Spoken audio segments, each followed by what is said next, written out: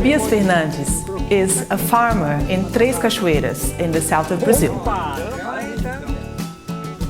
Tobias is a member of Rede Ecovida de Agroecologia, a local network that adopts participatory guarantee systems for organic agriculture.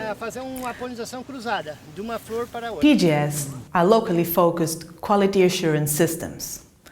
They certify producers based on active participation of stakeholders and are built on a foundation of trust, social networks, and knowledge exchange.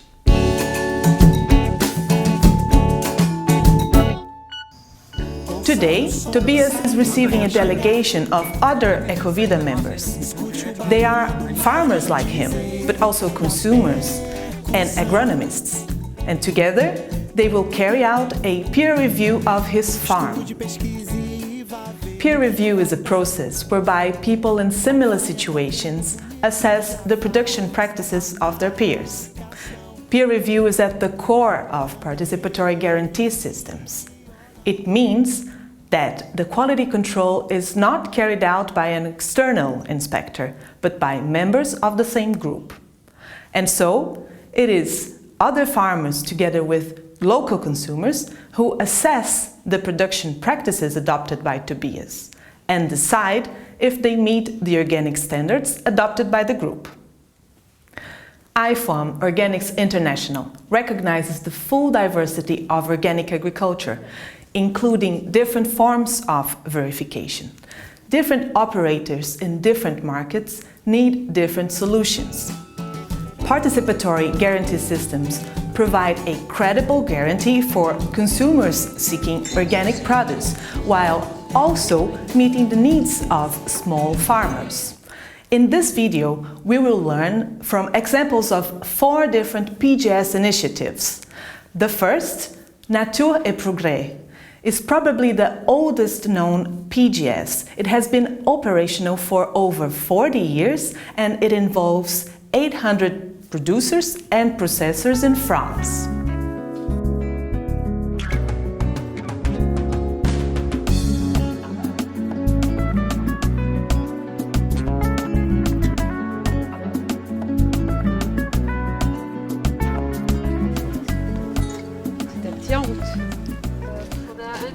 On avait mis en place un système participatif de garantie, mais qui ne s'appelait pas comme ça en fait. C'était un système participatif qui était fait de façon naturelle. On allait enquêter les producteurs Nature et Progrès. On faisait, comme ça se fait encore aujourd'hui d'ailleurs, un binôme adhérents producteurs et adhérents consommateurs. Mais il y a d'autres personnes qui peuvent se greffer, c'est jamais fermé à ce binôme-là.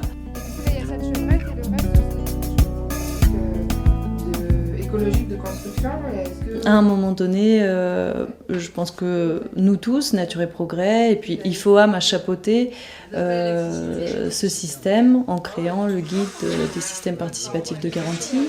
Et c'était incroyable parce qu'on se rendait compte que dans d'autres pays, des gens, des producteurs, des consommateurs, des habitants fonctionnaient de la même façon pour certifier des producteurs en agriculture biologique. Et on était dans le même mouvement en fait. Donc oui, c'était magique, ouais.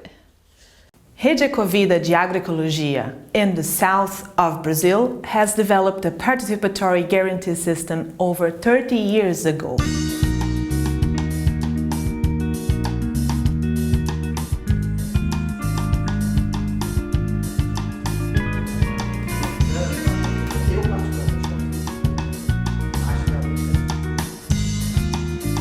A Rede Ecovida de Agroecologia surgiu em 1998, agregando trabalhos que já estavam produzindo, comercializando, processando produtos ecológicos ou produtos orgânicos.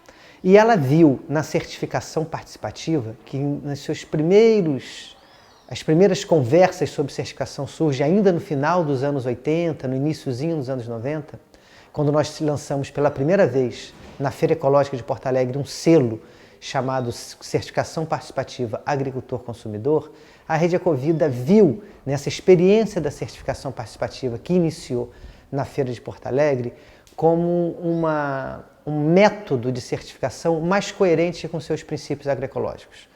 Na certificação participativa, nós não estamos entregando a capacidade de conferir a qualidade ecológica aos nossos produtos a outros, a um terceiro. Nós mesmos estamos dizendo que somos capazes, de maneira organizada e com método próprio, garantir a idoneidade, garantir a qualidade orgânica dos nossos produtos. Esse é o principal estímulo da certificação participativa, manter uma certa coerência entre os princípios da agroecologia e a necessidade de garantir ao consumidor a qualidade orgânica dos nossos produtos.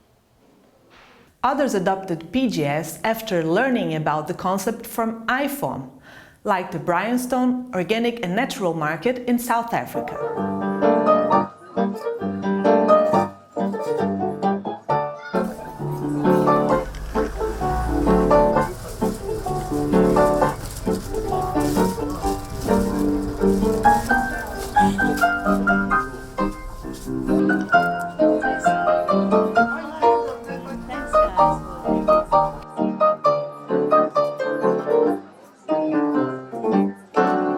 If we look at the history of PGS in South Africa, or PGS in this region, it was really inspired by what IFOAM did as part of their identifying of PGS. When in the early 2000s, when they realized there was an alternative guarantee system that people were using worldwide that was developed as an alternative to third-party certification. When consumers started becoming more aware, they became more demanding, in a sense, demanding from the market a more credible guarantee. The papaya-growing Sabeto Organic Producers Association in Fiji recently started to implement a participatory approach to organic guarantee.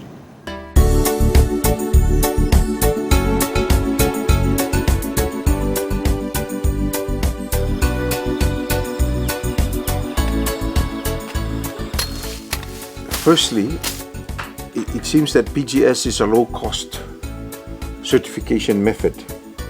Okay, because if you are dealing with a third-party certification, you'll have to, if you don't have the money, you'll have problems getting them in. Secondly, PGS organizes the farmers.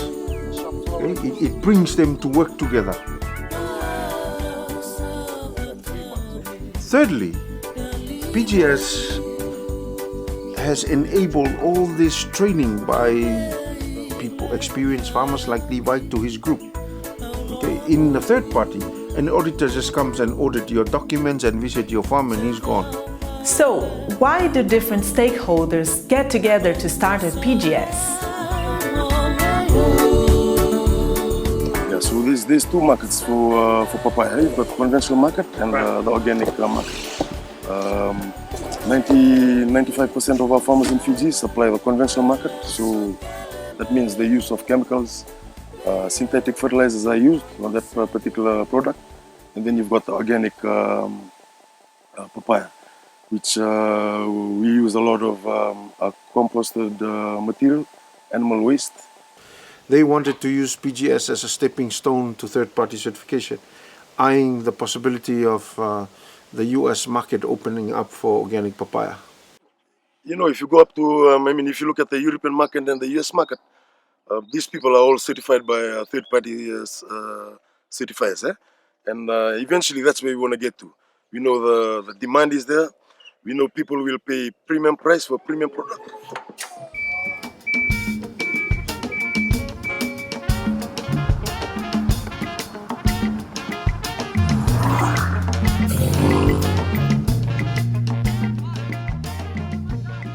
It's very popular because everybody now, they wanted to know what we're doing and everything, and it's very interested because all our customers joining us to see what we're doing and everything, and it's very nice and we love it.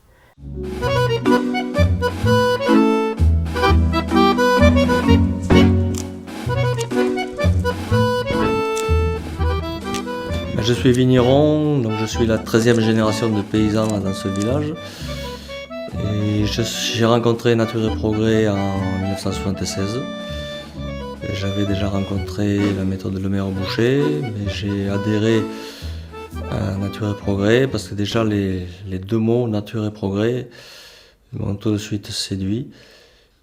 Parce qu'il y a cette notion de dynamique, ce mot progrès permet de ne pas rester figé.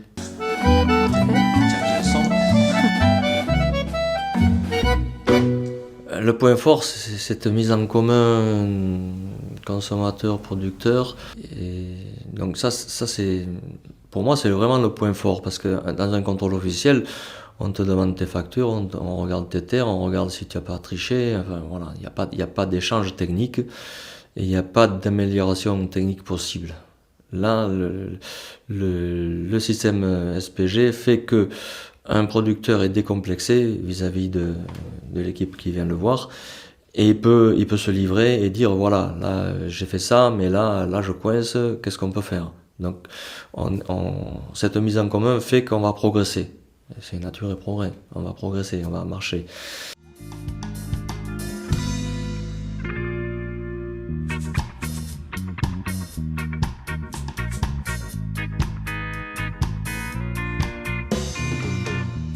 A vantagem da rede é a gente tem vários intercâmbios que aconteceu, né? Daí a gente vai crescendo, né? Com informações, troca de conhecimento assim, de como cultivar produtos, como manter sementes crioulas, ou a relação entre agricultores com os consumidores, né? Que a rede às vezes faz intercâmbio, né, com consumidores. Isso vai crescendo, né? A gente tem várias visitas em outras regiões, essa troca de experiência, ela valoriza bastante, e as famílias também têm aquele conhecimento a mais, né, para nós conseguir produzir melhor e melhorar a qualidade do produto. E a rede, depois disso, ela já vem o Ministério assim, com um certificado, isso já ajuda bastante, né, como com a agroindústria, né, para ter porque na feira a gente está mais direto, né, ao consumidor, né. Mas além do consumidor, quando a gente bota um produto numa loja, num mercado, o selo ele tem uma garantia melhor para o consumidor ter a garantia, né, que esse realmente seja orgânico, né, ecológico. Selecting the organic standards to adopt is an important step when starting a PGS. Some initiatives even develop their own standards, which they also regularly review. Donc je m'appelle Patricia Bio et je vous propose aujourd'hui d'évoquer ensemble la révision des cahiers des charges élevage de la Fédération Nature et Progrès. Alors, la révision des cahiers des charges Nature et Progrès est spécifique en ce sens qu'elle résulte d'un processus participatif. Elle engage en fait l'ensemble des adhérents, qu'ils soient professionnels comme consommateurs, qui en fait sont amenés à se prononcer sur les orientations techniques des différents cahiers des charges. Donc en ce sens-là, cette dynamique participative est une caractéristique très forte des cahiers des charges Nature et Progrès. Ce qui est aussi intéressant dans les cahiers des charges Nature et Progrès, c'est que en fait, ils ont vocation à avoir une dimension pédagogique. Ils sont co-construits par les adhérents et ils vont être utilisés par les adhérents pour procéder aux visites de contrôle, aux enquêtes lors des visites sur ferme. Nature et Progrès est une marque associative qui rassemble à la fois des paysans, des artisans, des transformateurs, des commerçants, mais également des citoyens. Des citoyens engagés qui veulent un autre mode de consommation. Nature et Progrès donc, est une association ancienne qui compte parmi les pionniers de l'agriculture biologique en France, agriculture qui commence véritablement à se développer, on va dire, à la fin de la Seconde Guerre mondiale, à la fin des années 50. Nature et Progrès est né en réaction, en fait, à l'industrialisation de l'agriculture, industrialisation qui a été marquée notamment par des lois qui ont été adoptées en 1960 et 1962. C'est en 1972, pour faire un petit peu d'histoire, mais ça sera très court, que Nature et Progrès va poser les bases écrites des règles de conduite qui visent à encadrer une agriculture sans engrais, une agriculture sans produits chimiques de synthèse. Et c'est donc ainsi qu'en 1972 est né l'un des premiers cahiers des charges qui va réglementer ce qu'on va bientôt appeler l'agriculture biologique.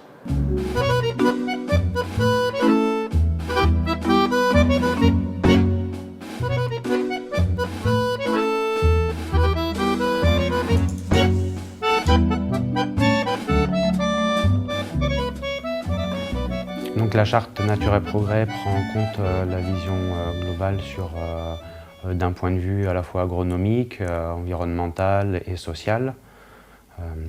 Elle permet en fait d'aborder différentes thématiques comme la relation au travail ou aux salariés, comme les relations de domination économique, comme l'économie d'énergie, la réflexion sur les énergies renouvelables, l'éco-construction, la saisonnalité, voilà des thématiques très larges en fait qui permettent une discussion entre l'adhérent et les enquêteurs autour des objectifs de Nature et Progrès.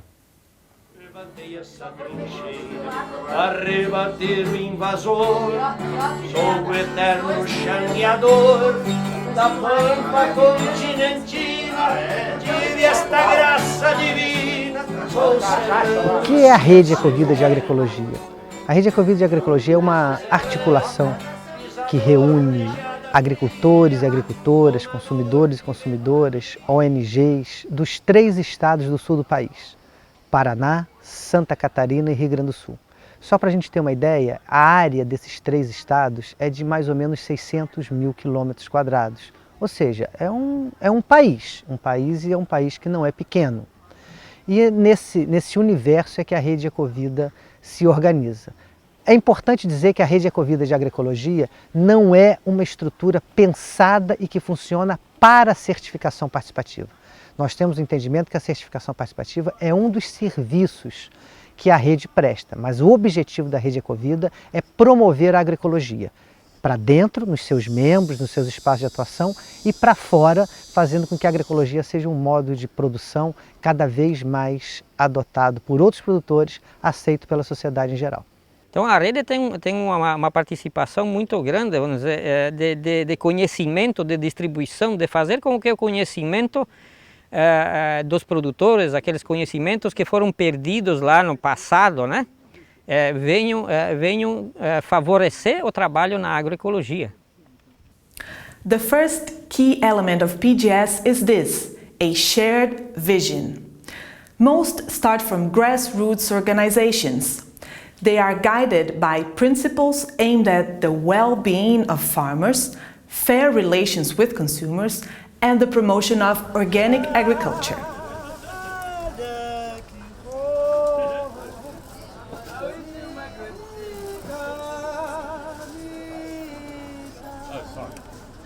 The Bryanston market is quite a unique animal. Are you selling these mangoes? It has had a very loyal consumer support base or customer support base for 40-odd years. It was based on the principles of biodynamic agriculture, based on the principles of anthroposophy through the Michael Mount Waldorf School that it's very closely aligned to.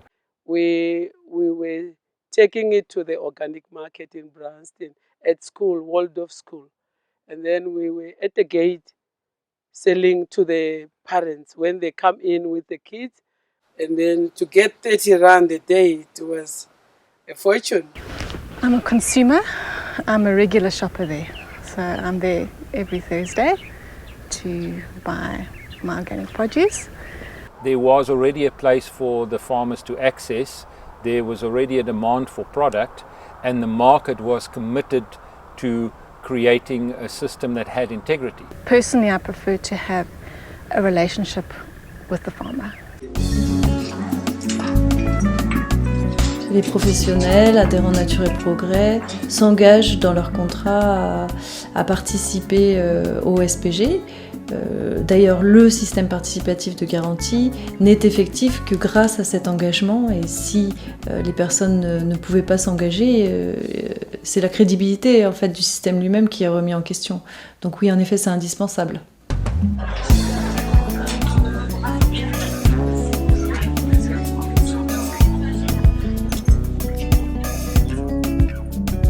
Take for example, a new farmer wants to join SOPA. First they will need to write a letter to register their interest in becoming an organic farmer. SOPA has to do some training with them on what is organic farming.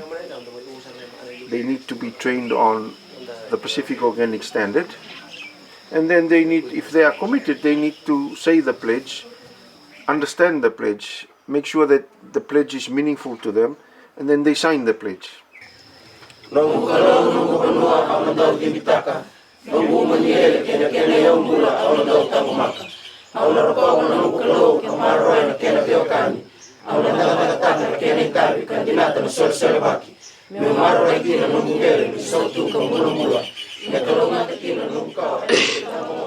pledge, meaning of the pledge to us of the SOPA members, it is a promise that we believe in our group members. Firstly, when we wake up in the morning, after the devotion, we just do our pledge first, and then we go to the papaya farms. Pledge is it's just what we are promised. It's like a spiritual job to us that we done.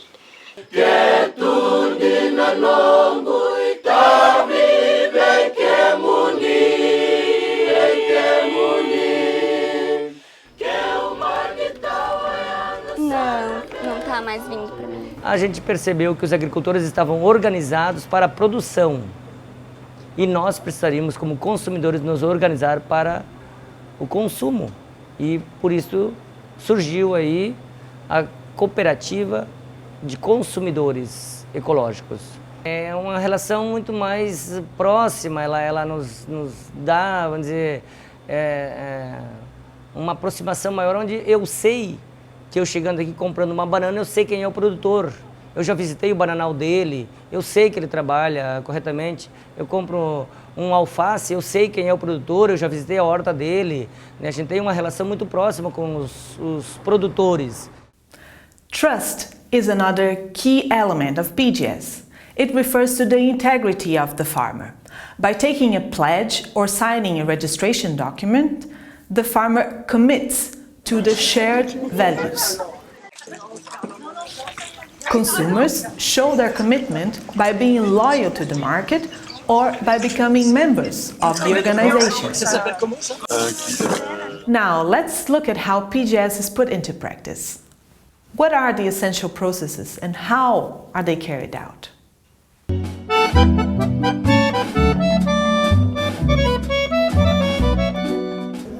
Alors, je m'appelle Eliane Anglaré.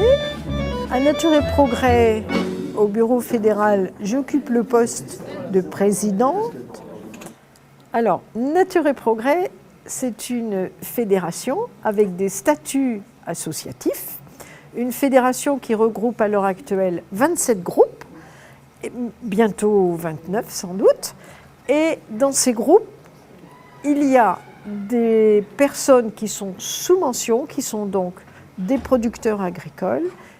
En parallèle, on a des adhérents qui ne sont pas sous mention, que l'on dit consommateurs, et ces adhérents consommateurs participent à la diffusion et à la vision de la fédération, participent au système participatif de garantie, aux enquêtes.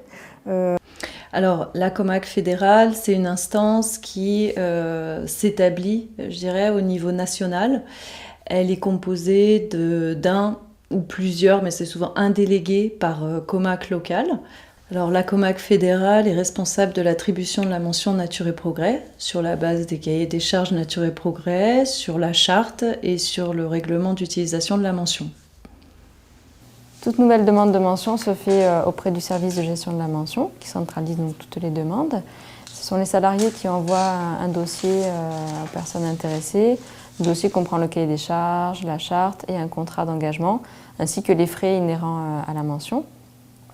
À réception de ce dossier, le service de gestion de la mention mandate une COMAC ou un enquêteur salarié pour la réalisation de la visite de conformité.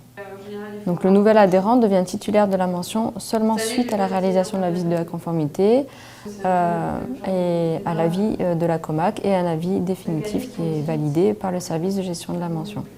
Donc selon les précédents culturaux ou les pratiques de l'adhérent, une période de conversion peut être établie d'une durée de 1 an à 3 ans, et là c'est au cas par cas, et il n'y a pas de période de conversion qui est établie de manière systématique. Il n'y a pas Donc, lors d'une nouvelle demande de mention ou en début d'année pour les adhérents qui sont déjà titulaires de la mention, un contrat d'engagement est envoyé aux adhérents pour signature. Donc, dans ce contrat, l'adhérent s'engage à respecter les exigences du cahier des charges, à se rapprocher au mieux de l'éthique développée dans la charte Nature et Progrès. Il s'engage également à mettre à disposition tous les documents nécessaires lors de la réalisation de la visite de conformité et s'engage également à participer à la vie associative de Nature et Progrès. Alors, dans les départements dans lesquels il y a une comac, suite à l'enquête, les adhérents de la comac se réunissent dans ce qu'on appelle une réunion de comac. Les enquêteurs présentent oralement le rapport d'enquête. Là, à ce moment-là, il y a une discussion sur les pratiques du producteur, du transformateur, les améliorations nécessaires. Et à ce moment-là, la comac émet un avis sur l'attribution de la mention. Dans les départements dans lesquels il n'y a pas de comac et que les adhérents sont isolés, le rapport d'enquête est traité par un autre salarié du service de gestion de la mention. Donc il y a un enquêteur responsable, référent de l'enquête, qui est désigné pour aller voir un producteur et qui est accompagné par une personne qui sera soit un consommateur, soit un autre producteur. Cet autre producteur peut être notamment un nouveau producteur non expérimenté qui pourra comme ça se familiariser avec les enquêtes et se former progressivement.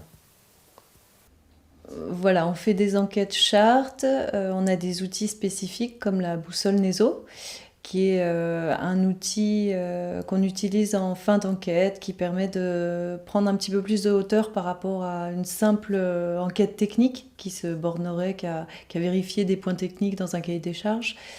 C'est une approche plus globale, je dirais même agro-environnementale. Alors dans le Gard, on a essayé de mettre en place des petites fiches de support pour aider chacun, comme un peu des checklists dans l'aéronautique. Il faut penser à vérifier ça, ça et ça. Mais je pense que comme on travaille sur de la transparence, sur une amélioration des pratiques, en fait c'est pas tellement important.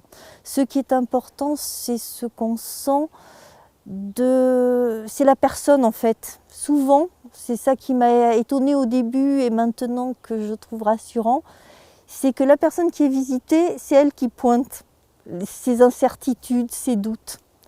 Et parce qu'on ne pourrait pas forcément les trouver, mais elle dit « Ah tiens, j'ai rencontré tel problème ou tel problème ». Et c'est ça qui crée le dialogue et c'est ça qui souvent amène à trouver des solutions en commun. Donc après avoir rempli le rapport d'enquête, les enquêteurs remplissent ce qu'on appelle la fiche de synthèse. Cette fiche récapitule les produits pour lesquels la mention est attribuée, les productions de l'adhérent s'il y en a. Et à ce moment-là, les enquêteurs vont pouvoir résumer les observations qui ont été faites durant l'enquête. C'est-à-dire non-conformité quand il y en a, les améliorations qui ont été faites au cours de l'année, les améliorations qui seraient à faire. Et cette fiche de synthèse est signée par l'enquêteur et l'adhérent professionnel. L'adhérent professionnel en garde un exemplaire pour lui et l'autre exemplaire sera transmis à la comac et ensuite au service de gestion de la mention. Au niveau des réunions de comac, en revanche, la compétence elle est collective, c'est ça. Il y a autour de la table une grande variété de points de vue, il y a des consommateurs, il y a des plus ou moins avertis. Des fois, c'est pas parce qu'on est non professionnel qu'on n'est pas pertinent ou même expert dans un domaine. Il y a des producteurs de tout domaine, il y a des débutants, il y a des gens aguerris, et ça fait vraiment, c'est l'ensemble qui fait une véritable, une intelligence collective. Alors, s'il y a une non-conformité ou une fraude, ou s'il y a aussi un questionnement, parce que ça peut être simplement un questionnement sur une activité, sur une pratique, on fait donc appel à la comac fédérale par le biais du service de gestion de la mention, qui va relever la faute ou le questionnement ou le problème ou le cas litigieux sur lequel on va devoir débattre et délibérer. Elle envoie cette consultation à l'ensemble des délégués de la comac fédérale, qui sont en fait les représentants des comac locales. Et à partir de ce moment-là, ensemble, on va pouvoir débattre du cas en question et rendre un avis favorable ou non, et pourquoi, ou s'il y a des demandes d'amélioration ou pas. Il nous arrive d'organiser des enquêtes formation On essaie d'en faire une chaque année, on n'y arrive pas toujours, mais très souvent les gens se forment sur le tas, sur le terrain. C'est-à-dire qu'en fait, un nouveau producteur qui arrive dans le groupe, la première année, on va essayer de lui proposer de s'impliquer, de participer à 1 ou 2 enquêtes minimum. S'il est disponible et très motivé, ça peut être plus, en tant qu'accompagnateur. Il peut très bien faire partie d'un binôme ou se rajouter un binôme déjà existant, de façon à, ça lui permet en plus de s'intégrer dans le groupe, de visiter des fermes, de se familiariser avec le déroulement des enquêtes, de se former petit à petit. Et puis selon les gens, au bout d'1 année, 2 années, 3 années, ils se sentent plus à l'aise et ils prennent en charge une enquête.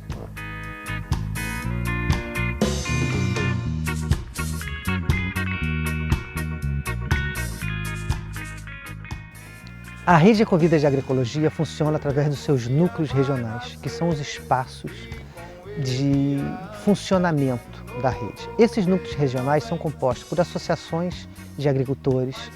Normalmente os núcleos têm 5, 6, 8, mais vezes mais de 10 associações de produtores, cooperativas de produtores, às vezes associações ou cooperativas de consumidores e algumas instituições de assistência técnica, ONGs, própria cooperativa ou associação às vezes pode ter o seu corpo técnico. Então o núcleo é onde as coisas de fato acontecem na Rede Ecovida. Ali acontece a feira, ali acontece a comercialização, ali acontecem reuniões, ali acontecem intercâmbios técnicos, momentos de debate, momentos de decisão. Pois a rede tem espaços onde esses núcleos se aglutinam, que nós chamamos das plenárias de núcleos.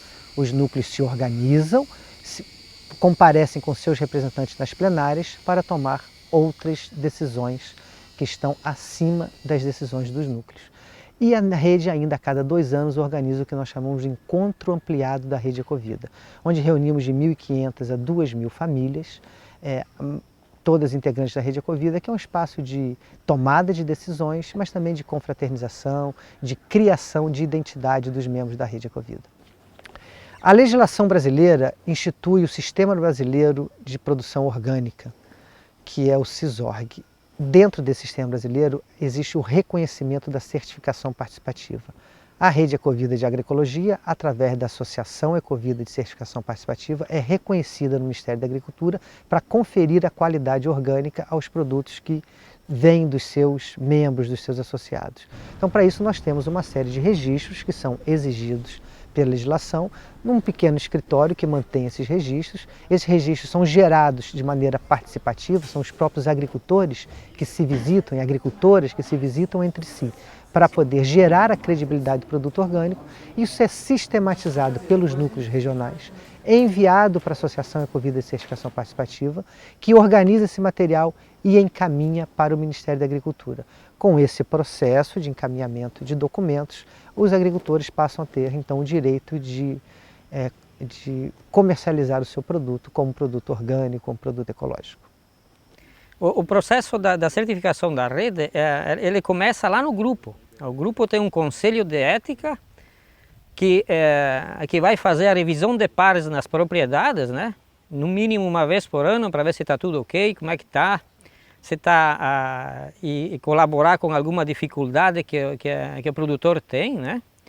Depois também nós recebemos uma visita do corpo da comissão de verificação, que faz 1 vez por ano, vem produtores de outros municípios fazer as monitorias nas nossas propriedades.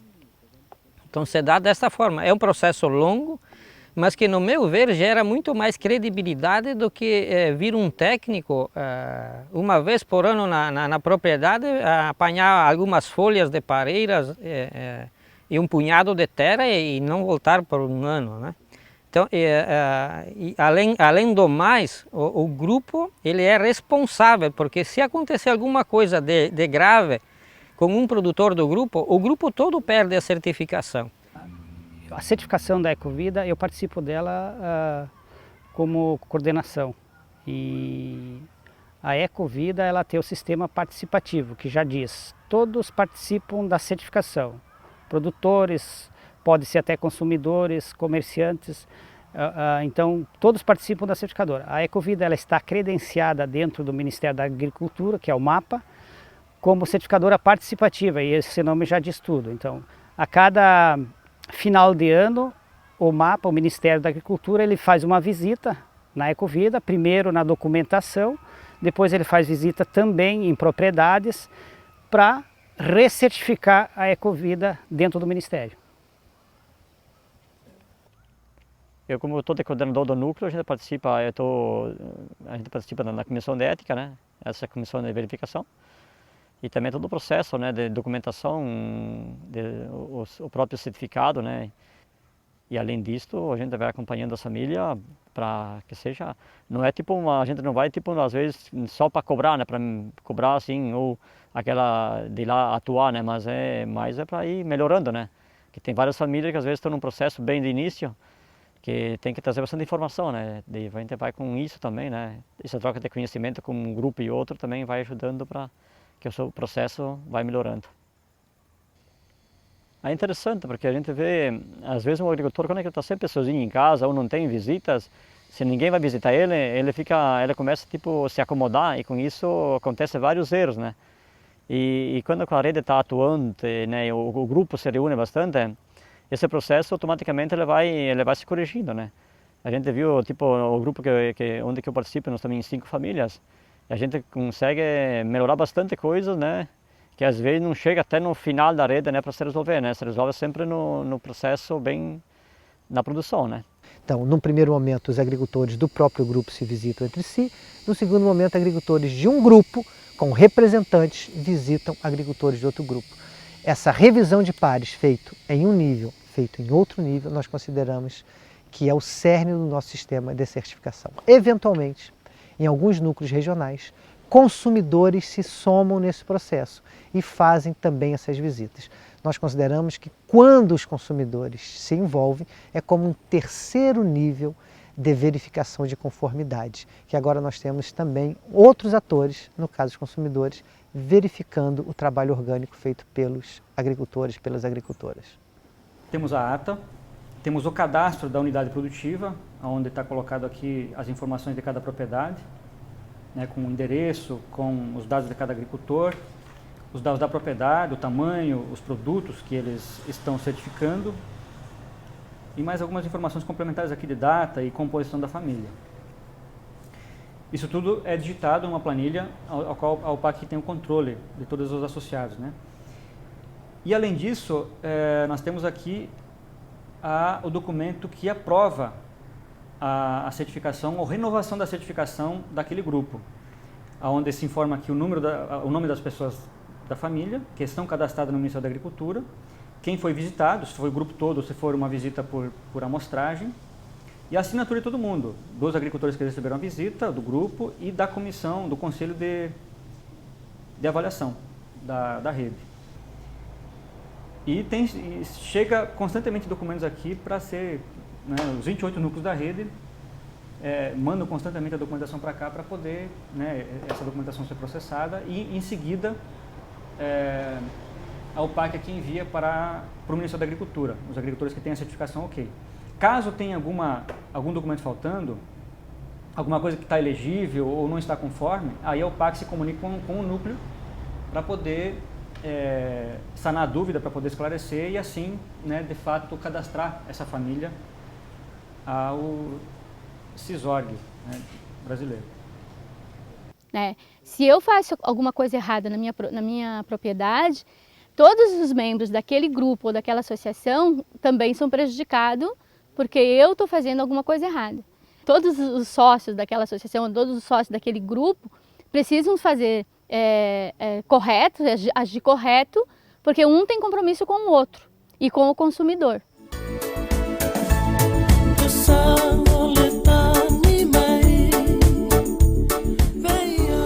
Okay, so PGS, it's basically the farmers themselves that guarantee the system that it works. So you've got a group of 20 farmers. They go through a peer review, which is going to each and every one of these farms and critiquing and looking at any issue with a farmer, or maybe he's incompliant with some of our rules that they can pick out. So it's quite stringent. They make sure that all the farmers follow the organic standard. That our organic standard has been extracted from the Pacific Organic Standard, that's recognized by IFOAM. So my role as a coordinator, and my other colleague who's the certification manager, we actually are gonna provide the certificates to these farmers. So we are basically telling these farmers that they've complied with all the rules and regulations, that they've come up to a point where, you know, they've ticked all the boxes. With the PGS, we are basically certifying ourselves. Using the Pacific Organic Standard,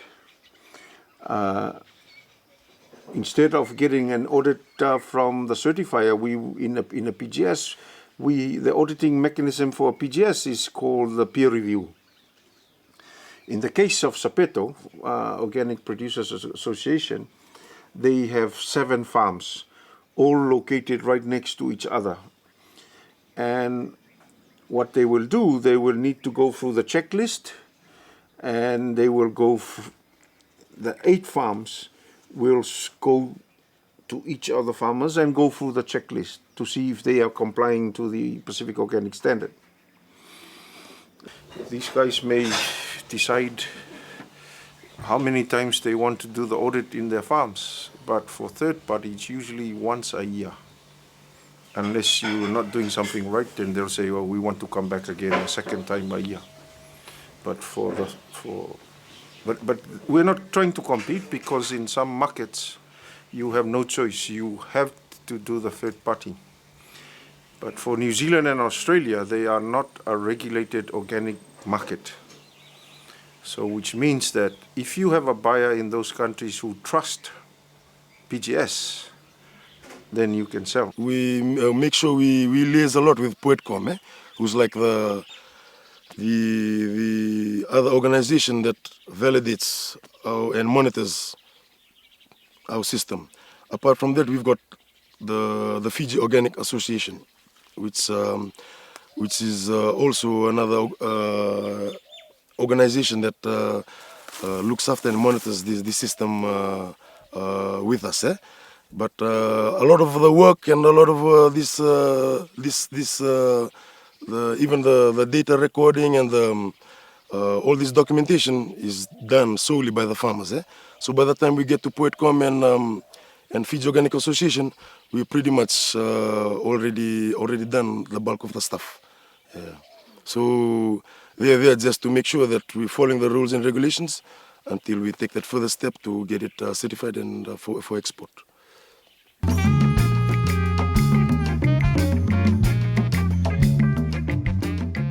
We are allowed as a PGS community to make our own decisions, and that's one of the fantastic things about the PGS, is that you own your whole process, you own the decisions as a group that you make. There's nobody else telling you, okay, that's it, we can make our own decision. And that's fantastic, because the market can help fund the PGS, and it's got all the administrative capacity to support the PGS. But what can happen is that the market then starts running the PGS. And that's absolutely no good, for the market to be the one who decides everything, because then it's no longer a PGS, and then it's no longer an assurance system. So we have to work very hard to make sure that the farmers participate, and that there's a horizontal structure. So what we did last year is we voted in a committee, so that the decisions about who's being inspected and what farms we're going to go to and how we work is not decided only by the market, it's decided by the committee. Most of the people that are in this kind of practice, we did not go for training. These from colleges, but from a farm visit, that's where we learn and come and implement what we have just shared from the previous visit. So we go with the farmers, and we send out the form again. Every year you have to complete the form again, or update it really, because you might be changing if you're using a certified organic input. You might have changed your supplier, you might have added on some produce that you weren't growing before, you might have got to have a different supplier for your seeds. So they fill out their form again, and then that form is distributed to the committee members before the visit, and then we go out to the farm. And we use the form as our guide because it's part of how we ensure our compliance with the standards that we choose to adopt. And it just guides us through, make sure that we're asking all the questions that every section, plant production, soil health, the environment. I mean, the fantastic thing about organic agriculture is that it's not just about plants and soil. It's also about social justice. There's a section in the form that talks about, are you compliant with labor legislation? Are you hiring children under the age of 15? Are you, it talks about the environment, have you got any endangered species on your farm? And what do you do to ensure that they're protected? So what we do is we sit down at the end of a visit and we say, okay, are there any questions? Because again, there's no point in somebody going away from the farm and then saying, I wasn't happy with that and I didn't like that. They must come, it's a transparent system. They must sit down and they must face the farm and say, why do you do that? You need to explain to me because it doesn't make me feel comfortable. And that honest transparency is very, very nice to witness. So we sit around, we talk about any of our concerns, and then we say, okay, are we ready to make a provisional decision? And if we are, we go around the table and say, are you happy? Any concerns? And then we list any redress action, like if there's a soil test that's outstanding or a variety of possible redress actions that they might need to do. And then they have a provisional decision verbally. Then generally I go back to the office and make sure that the documentation is in place, that they've got a signed pledge. We also, this year, we're going to push it a little bit more, but we invoice the farmers 200 Rand for the farm visit. So that must be paid at the end of the visit. And once that's all in place, then we issue a certificate. So on the certificate it confirms that the farmer is grown according to organic principles, and then we list the vegetables that were growing and that the farmer plans to grow the next season. From my experience, there is no better system that can be used other than PGS. It's open to everybody. These key PGS elements are self-explanatory: horizontality, transparency, and participation. Stakeholders are engaged through rotating collective responsibility and provide support for farmers to collect and share information. The group defines the norms adopted, so everybody has a good understanding of the organic standards and of the consequences of non-compliance. Well-documented practices and the engagement in peer reviews ensure that the mechanisms to verify compliance are established and accessible to all.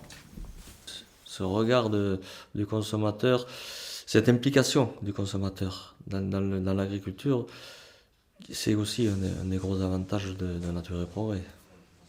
Mais il y a déjà la sortie de l'isolement, parce que quand on est contrôlé uniquement par une société tierce, on reçoit un contrôleur pendant 3 heures, 4 heures, on sort ses factures, on va voir les terres, tout ça. Bon, il n'y a pas vraiment de solution technique à porter non plus. Le SBG lui permet de faire remonter les problèmes et d'avoir cette vision du consommateur qui, quand on va voir une terre, moi, en tant que professionnel, je vais voir si le sol il est bien vivant, s'il est bien travaillé, s'il est bien tenu.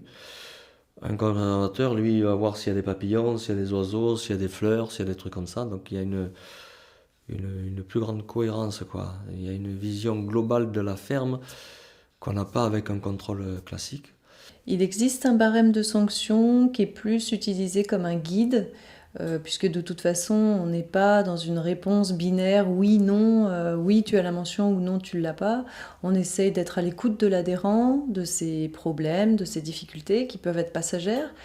Et puis, à partir de ce moment-là, on va pouvoir lui donner des conseils ou lui donner un échéancier qui va lui permettre de s'améliorer. parce qu'on est bien conscient qu'il faut souvent du temps pour améliorer ses pratiques, pour être en évolution. Et je me souviendrai toujours de la première visite que j'ai faite. C'était un agriculteur qui avait pas mal d'expérience. Et moi, je venais en visite avec un agriculteur qui était installé dans la région depuis moins longtemps. Et à un moment, on rentre dans la serre et il y avait de magnifiques cultures de tomates. Et là, c'est parti sur quelque chose que je ne connaissais pas du tout, les invasions d'araignées rouges. Et il y a eu un petit échange comme ça sur la façon de résoudre ces problèmes, juste en arrosant, ou je ne sais plus quelle était. Et je me suis dit, waouh, c'est ça. Vraiment, pour moi, c'est ça l'avenir. C'est de savoir communiquer sur, moi j'ai tenté ça, ça a fonctionné ou pas. Et voilà, pour moi, c'est vraiment ça qui est enrichissant. Ça permet de mettre des professionnels en contact. Donc, lors d'une visite de ferme, lors d'une enquête, il y a toujours, on est dans une logique d'enquête, de collecte d'informations sur le fonctionnement de la ferme, de l'activité du producteur. Mais on est aussi dans une démarche de recherche de solutions, s'il y a des problèmes qui apparaissent. O processo da rede é interessante, que as famílias elas se visitam, fazem reuniões, né? E nessas visitas uma ajuda a outra, né, no processo. Às vezes um tem algum problema, daí como resolver isso, né? E daí o processo da rede ajuda no melhoramento, né? De como cultivar, como mudar. O sistema participativo dá condições de todos os agricultores em menor escala, muitas vezes de produção, a fazer sua certificação com uma organização melhor, com mais participação, com mais controle social, porque quando tu tem os consumidores visitando os agricultores e um agricultor visitando o outro, também há uma troca melhor de conhecimento, de produção, de técnica de produção.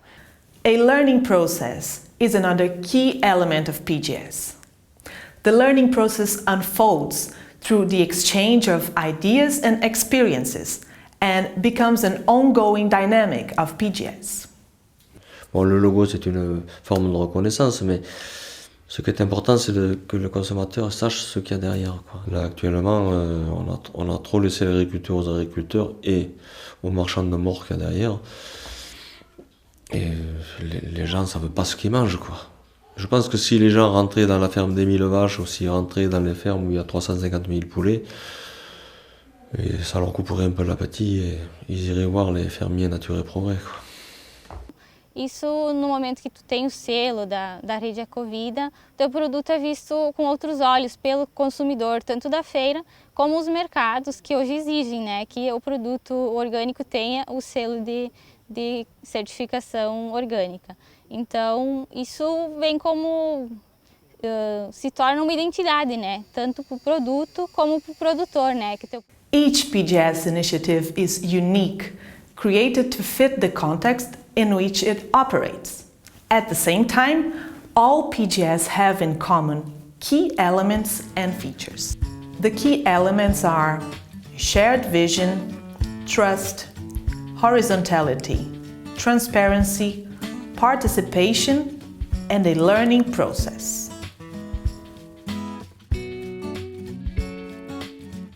And the features are grassroots organizations, principles that enhance livelihoods, pledges, norms conceived by all stakeholders, clear predefined consequences for non-compliance, documented management systems and procedures, mechanisms to verify compliance, suitable to smallholder agriculture, mechanisms to support farmers, and seals or labels as evidence of organic status.